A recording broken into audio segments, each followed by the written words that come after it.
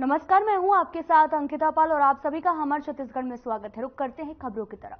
CM Vishnudeo Sai ने गुरु घासीदास की जयंती पर आपको बता दें कि गुरु घासीदास केंद्रीय विश्वविद्यालय परिसर में स्थापित बाबा घासीदास की प्रतिमा पर माल्यार्पण कर उन्हें सादर नमन किया है। उन्होंने छत्तीसगढ़ की खुशहाली और समृद्धि के लिए गुरु बाबा से आशीर्वाद लिया और सीएम विष्णुदेव साय के बिलासपुर पहुंचने पर हेलीपैड में आत्मीय स्वागत भी किया गया। सीएम बनने के बाद में साय का पहला बिलासपुर दौरा है। साय गुरु घासीदास केंद्रीय विश्वविद्यालय में आयोजित बाबा गुरु घासीदास जयंती समारोह में शामिल होने पहुंचे और डिप्टी सीएम विजय शर्मा भी साथ में आए। उनका भी जोरदार स्वागत किया गया।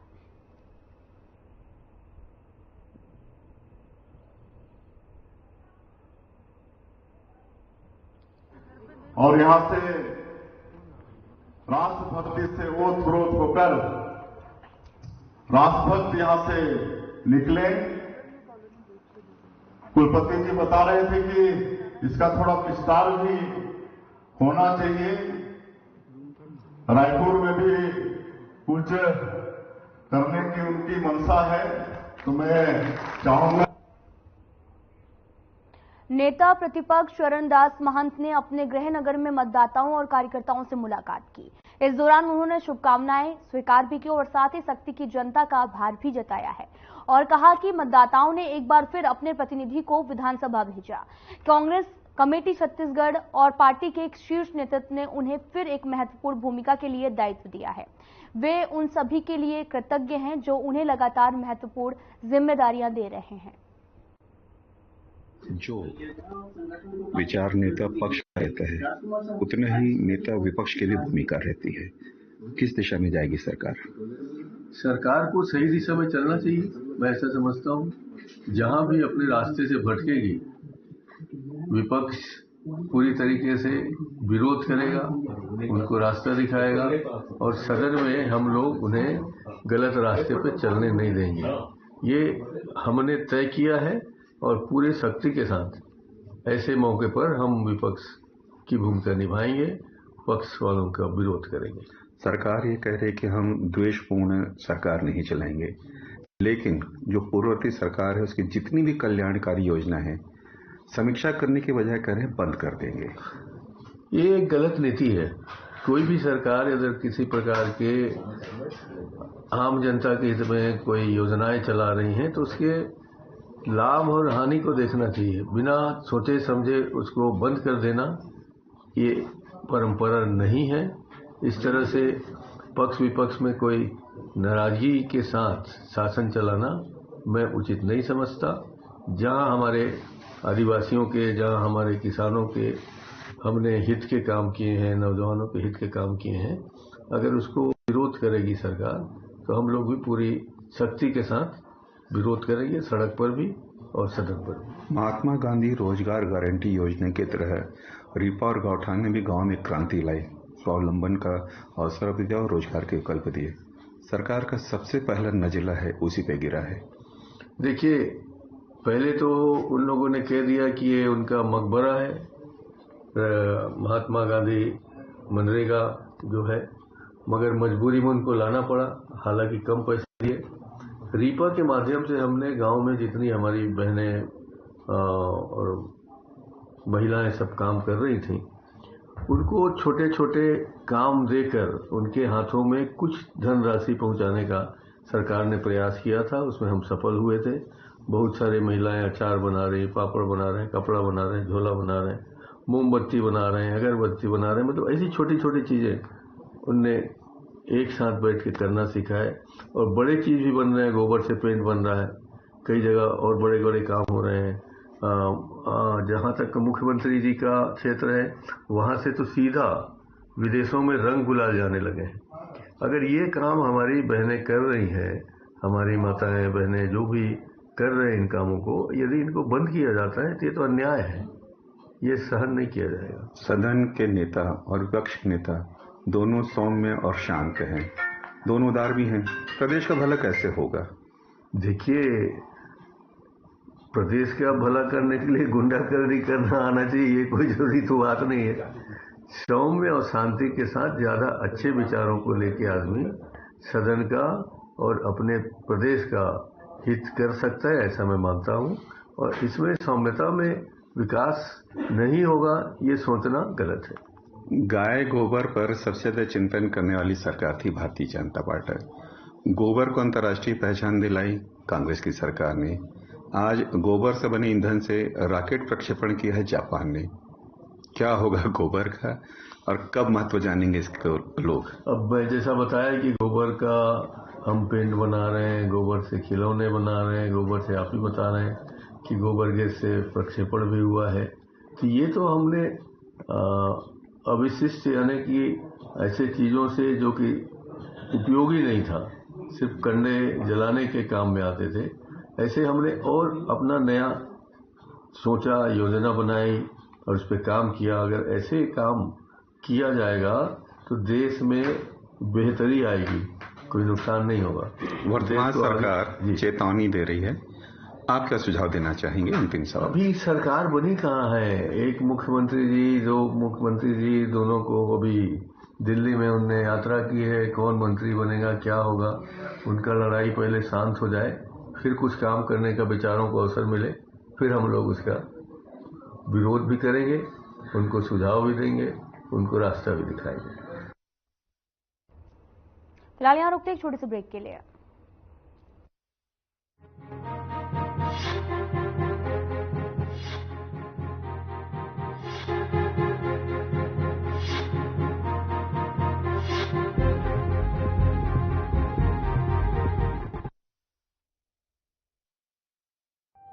हमने बनाया है, हम ही संवारेंगे, छत्तीसगढ़ को खुशहाल बनाएंगे।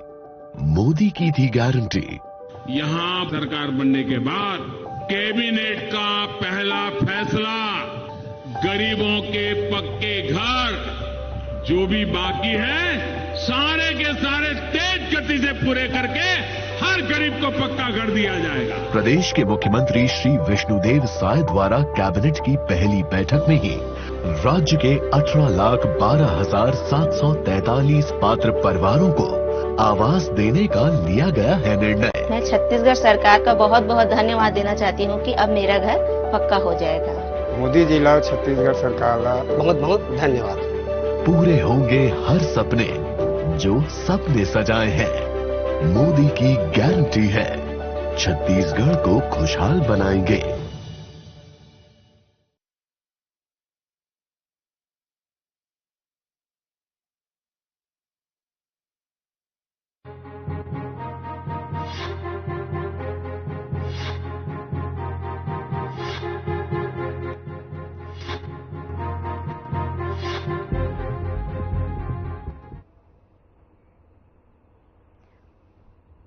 ब्रेक के बाद स्वागत है आप सभी का। शुरुआत करते हैं बुलेटिन की। आपको बता दें कि प्रदेश के सीएम विष्णुदेव साय दिल्ली दौरे पर हैं और इस दौरान उन्होंने दिल्ली में आपको बता दें कि केंद्रीय स्वास्थ्य मंत्री मनसुख मंडाविया के उनके निवास पर मुलाकात की है, जहां पर उन्होंने प्रदेश के स्वास्थ्य सेवाओं को मजबूत बनाने के लिए भी चर्चा की। और वहीं उनके साथ में प्रोटेम स्पीकर रामविचार नेताम और डिप्टी सीएम अरुण साव और विजय शर्मा भी वहां पर वो उपस्थित रहे। आपको बता दें कि मनसुख मंडाविया से सीएम मिले हुए हैं और साथ ही आपको बता दें कि कई विषयों पर यहां पर चर्चा भी की गई है और डिप्टी सीएम समेत अन्य लोग भी मौजूद रहे।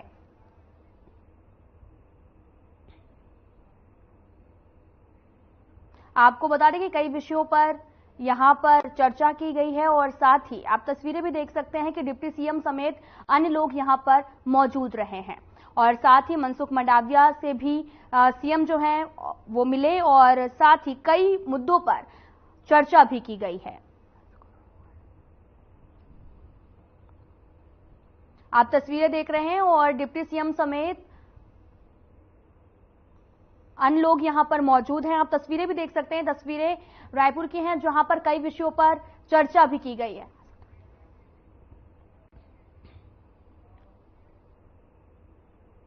चरणदास महंत के प्रदेश कांग्रेस नेता प्रतिपक्ष बनने पर पूर्व कांग्रेस विधायक रेखचंद जैन की प्रतिक्रिया भी सामने आई। उन्होंने चरणदास महंत को लेकर कहा कि उनकी कुशल नेतृत्व शैली में विपक्ष मजबूत होगा। उनकी नेतृत्व शैली बहुत अच्छी है और बीजेपी पर आरोप लगाते हुए कहा कि बीजेपी प्रत्याशी सभा में किसानों के 2 लाख रुपए माफ करने की बात करते रहे हैं और अब तक किसी भी किसान का कर्जा माफ नहीं हुआ है। आपको बता दें कि खबर जो राज्य में कांग्रेस की सरकार ने जो नेता प्रतिपक्ष नियुक्त किया है चरणदास महंत जी, उनके बारे में हम प्रतिक्रिया लेने आए हैं हमारे एक्स एमएलए कांग्रेस विधायक रितिन जैन जी क्या। जी सर, ये बताएं कि चरणदास महंत जी हैं विपक्ष पे वो बैठ रहे हैं, नेता प्रतिपक्ष के रूप में आप लोगों ने उनको नियुक्त किया है, क्या है वो आपकी प्रतिक्रिया? देखिए, छत्तीसगढ़ की जनता ने जो जनादेश दिया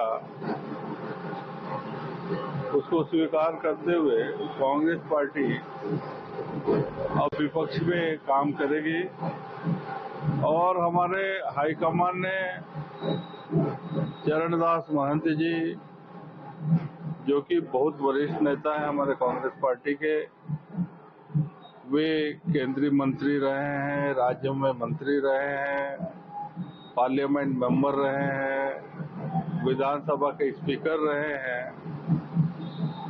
उनको काफी गहन अनुभव है कानून का, विधायकी प्रक्रिया का, और चरणदास महंत जी के अध्यक्ष बनने पर हम बहुत बहुत बधाई शुभकामनाएं देते हैं और उनका जो अनुभव है इसका फायदा कांग्रेस पार्टी को नेता प्रतिपक्ष के रूप में चुना गया है मिलेगा और जनहित के मामलों को बड़ी संवेदनशीलता से, गंभीरता से विधानसभा के माध्यम से हल करने का प्रयास करेंगे। नारायण का एक मामला है जिसमें एक हीरो बढ़ई करके जिन्होंने आत्महत्या किया, लोन नहीं चुका पाने की वजह से, जिस पर कांग्रेस पार्टी ने जांच कमेटी बनाई हुई है उस मामले की जांच के लिए। कि क्या लगता है कि जो सरकार अभी जो भाजपा की सरकार बैठी है, इस सरकार में जांच कमेटी अपना काम पूरी तरीके से कर पाएगी?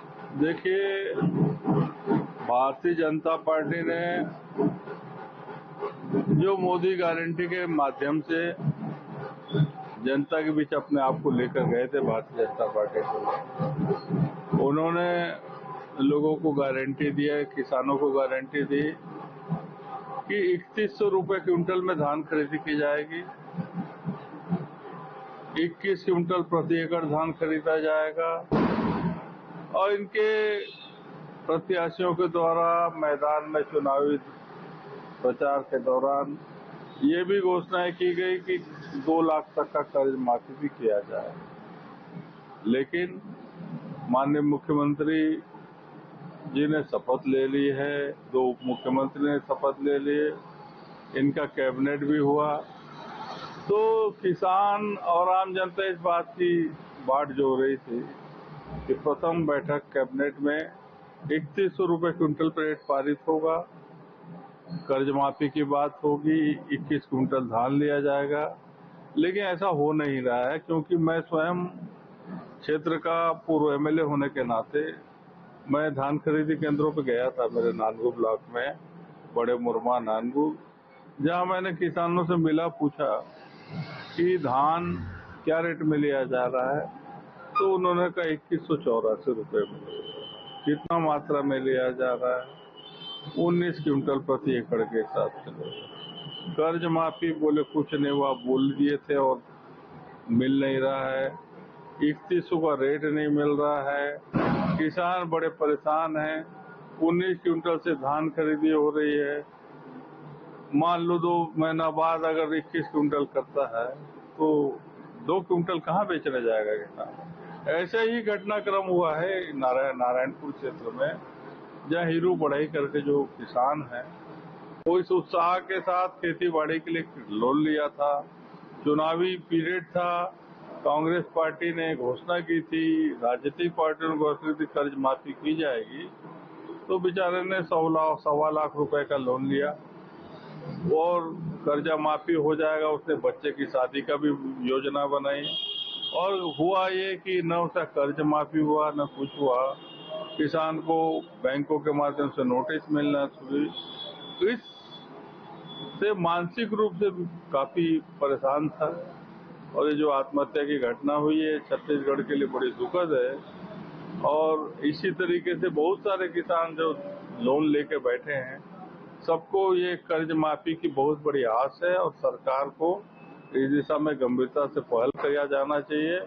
हमारे छत्तीसगढ़ प्रदेश कांग्रेस ने जो जांच दल बनाया है उसमें हमारे सम्मानीय विधायकों को सदस्य के रूप में जांच करने के लिए दायित्व दिया है और बहुत जल्दी उसका जांच सामने आ जाएगा और कांग्रेस पार्टी किसान हो चाहे आम जनता के हित में हो, नौजवान के हित में, जो भी मसला आएगा उसमें कांग्रेस पार्टी सदन से लेकर सड़क तक लड़ाई लड़ेगी।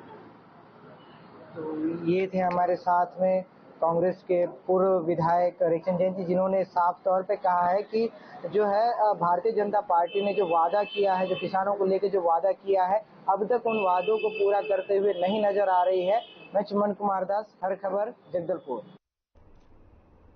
फिलहाल यहाँ रुकते हैं एक छोटे से ब्रेक के लिए।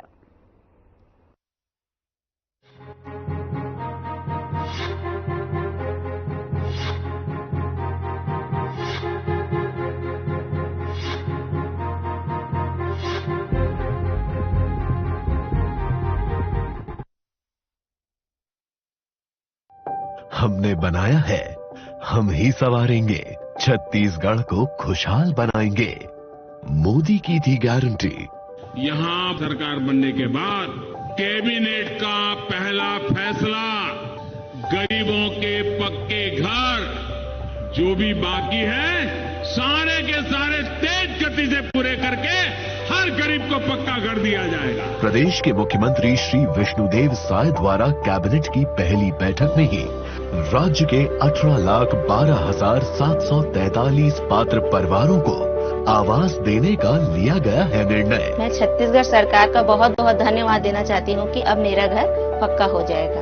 मोदी जी ला छत्तीसगढ़ सरकार का बहुत बहुत धन्यवाद। पूरे होंगे हर सपने जो सपने सजाए हैं।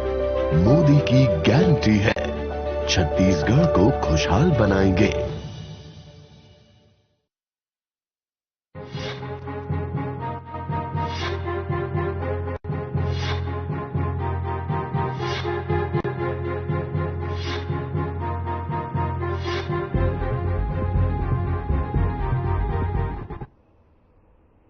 ब्रेक के बाद स्वागत है आप सभी का। रुख करते हैं खबरों की तरफ। संत शिरोमणि गुरु घासीदास बाबा की जयंती पर बिलासपुर में सतनाम संकीर्तन यात्रा और शोभा यात्रा निकाली गई। यात्रा में विशाल संख्या में सामाजिक कार्यकर्ता और सतनाम युवा संघ के कई झांकियां निकाली गई। पंथी नृत्य कर संत शिरोमणि गुरु घासीदास बाबा के संदेशों को भी प्रसारित किया गया। आप तस्वीरें देख रहे हैं, तस्वीरें बिलासपुर की हैं, जहां पर गुरु घासीदास बाबा की जयंती मनाई गई और धूमधाम से ये जयंती कर शोभा यात्रा भी निकाली गई है।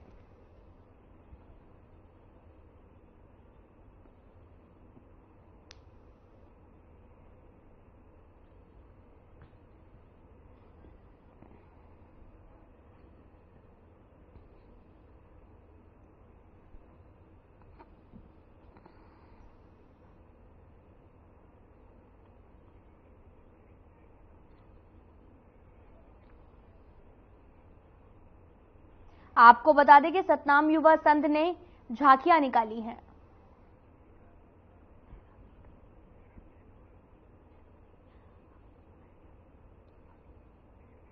आपको बता दें कि खबर बिलासपुर से है, जहां पर सतनाम युवा संघ ने यहां पर झांकियां निकाली हैं। आप तस्वीरें भी देख सकते हैं, तस्वीरें बिलासपुर की हैं, जहां पर गुरु घासीदास बाबा की जयंती थी और जिसके उपलक्ष्य में जयंती पर शोभा यात्रा निकाली गई और तमाम संख्या में लोग यहां पर मौजूद हैं। आप तस्वीरें भी देख सकते हैं, तस्वीरें बिलासपुर की हैं, जहां पर सतनाम युवा संघ ने झांकियां निकाली और साथ ही गुरु घासीदास बाबा की जयंती समारोह आयोजित किया, जहां पर लोगों ने चढ़ बढ़कर हिस्सा भी लिया और भारी संख्या में लोग शोभा यात्रा में भी शामिल हुए। आप तस्वीरें भी देख सकते हैं, जहां पर धूमधाम से गुरु घासीदास बाबा की जयंती मनाई गई है और भारी संख्या में लोग यहां पर मौजूद रहे। जयंती पर यह शोभा यात्रा निकाली गई। शोभा यात्रा में तमाम लोगों ने हिस्सा भी लिया है।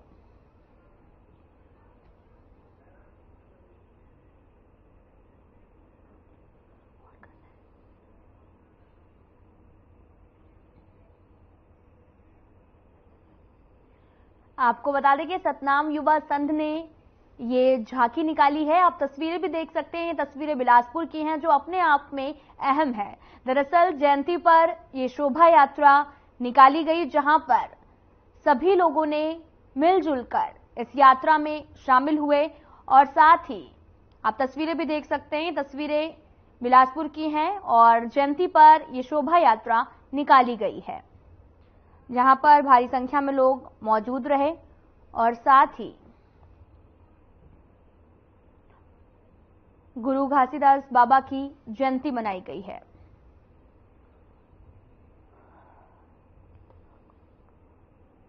आपको बता दें कि सतनाम युवा संघ ने झांकियां निकाली हैं और जहां पर सभी ने सफेद पोशाक में नजर आ रहे हैं और बाबा की जयंती में शामिल होने के लिए सफेद रंग की पोशाक पहने हुए नजर आ रहे हैं और साथ ही डांस करते हुए भी देखे जा सकते हैं। आप तस्वीरें देख रहे हैं जो कि बिलासपुर की हैं, जहां पर मिलजुल कर लोगों ने शोभा यात्रा में शामिल हुए और ढोल नगाड़ों के साथ में डांस करते हुए भी गाजे बाजे के साथ नजर आए।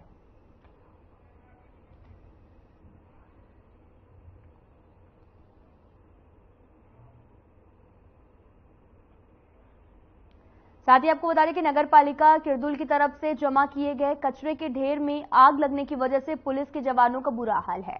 आपको बता दें कि नगर पालिका के द्वारा किरदुल पर पूरा कचरा पुलिस थाना किरदुल, गांधीनगर, बुद्ध विहार और CISF कॉलोनी के समीप डंप किया गया। कचरे की इतनी तेज बदबू होती है कि सभी लोगों का रहना यहां पर मुश्किल हो गया। अब इस कचरे में आग लगने के कारण लोगों का बुरा हाल है। ये पूरा मामला दंतेवाड़ा का है, जहां पर पुलिस के जवानों का जो हाल है वो काफी बुरा हो चुका है, क्योंकि कचरे के धुएं ने जीना मुश्किल कर दिया है। जहरीले धुएं से जवान सहित यहां पर जो भी रहने वाले निवासी हैं वो काफी परेशान हो रहे हैं। आपको बता दें कि जहरीले धुएं से जवान सहित जो भी स्थानीय निवासी हैं वो काफी परेशान हैं, क्योंकि कचरे के धुएं से काफी गंध फैली हुई है, जिसकी वजह से लोगों का जीना मुहाल हो गया है।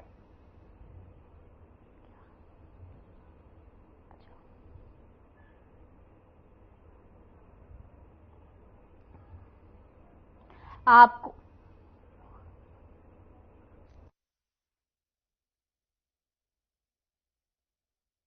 मामला दंतेवाड़ा का है, जहां पर कचरे के धुएं ने जीना मुश्किल कर दिया है। दरअसल यहां पर काफी टाइम से कचरा इकट्ठा किया जा रहा था और अचानक से यहां पर आग लग जाती है और आग लगने के बाद में यहां का जो धुएं की वजह से जीना भी मुहाल हो गया है और गंध भी काफी ज्यादा है, जिसकी वजह से लोग यहां पर रह रहे हैं, जिनको रहने में काफी मुश्किलें हो रही है और साथ ही जहरीले धुएं से जवान सहित कई लोगों को काफी परेशानियों का सामना करना पड़ रहा है। फिलहाल इस बुलेटिन में इतना ही। नमस्कार।